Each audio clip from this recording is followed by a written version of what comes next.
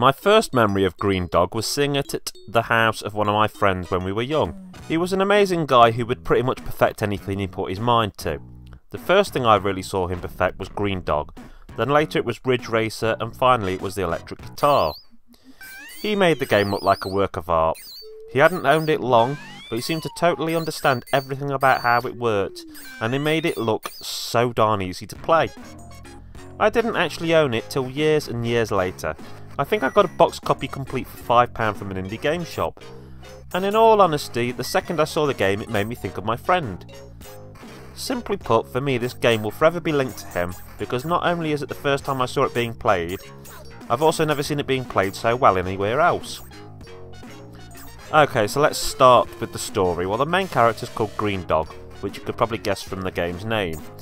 And well, he has an issue. This issue is the fact that he was surfing and then he wiped out, finding himself on a beach with no surfboard in sight and a strange necklace around his neck. He soon finds out that the necklace cannot be removed when a beach babe appears before his eyes and informs him that the necklace is cursed and that he'll be stuck wearing it until he finds the lost parts of an ancient Aztec treasure. Without the treasure, he will be stuck with the necklace, unable to remove it, but also unable to surf, and worse than that, every single living thing in the world will attack him.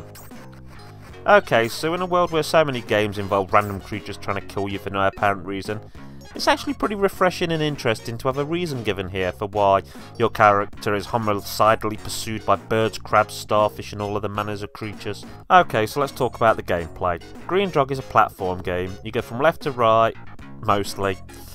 Jumping, swinging, traversing the levels. You have a frisbee that you can throw at enemies. The real issue with this though is not what Greendog can do, it's in the way Greendog controls, which can best be described as sluggish. Your button presses never quite seem to work quite how you want or quite as fast as you want. At its worst, this game can be extremely frustrating. The Greendog sprite feels like a pretty large one really, and the hit detection box around him feels like it's even bigger. Add to this his bad slow motion feeling jumps, which often end in either you taking damage that you feel is unjust and can cause people to seethe with rage, or even worse, instant death on occasion. If you think Greendog is hard to control and land, then just wait until you get him to go underwater. I do have to give the game some praise though for trying to break things up a bit. There's skating levels in which Greendog either jumps on a red skateboard or puts on pink rollerblades, and then you have levels with Greendog's pedalcopter, which he uses to travel from one island to the next.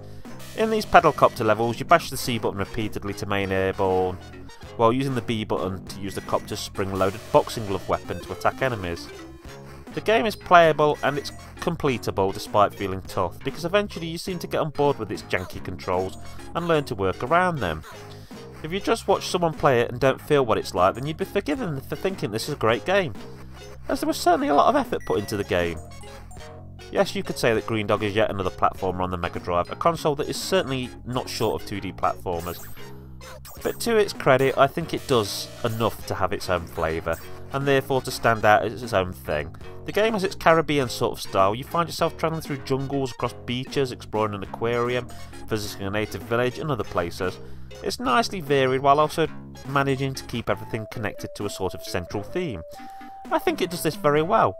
Along the way you collect items that are usually foods such as french fries, burgers and donuts, but you also get power-ups which upgrade your frisbee or give you more protection from damage. Right, let's talk about Greendog's music. In all honesty, I think it's simply excellent. Much like the graphics, it sticks to the Caribbean style, but it also offers a wide variety of tunes.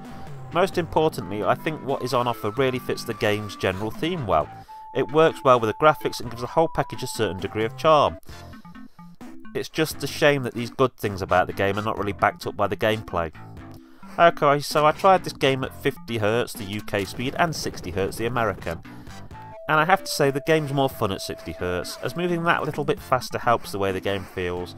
The music also sounds a lot better. I did think it was a little bit easier when it was slower though. I guess that's just because it allows for you to be a bit slower in your reaction times to enemies and such. It's kind of hard to rate this game. I mean, on the one hand it's really broken in some departments, but then it's full of character and it does make a big effort to break up the action.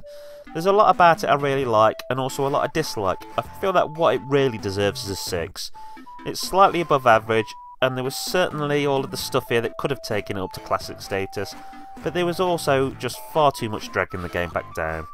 If you want to play it, then complete copies seem to be around the £15 mark, with loose carts being about half this much. Well, not exactly bad prices, there are much better games you could be spending your money on. Okay, thank you. Enjoy the rest of your day.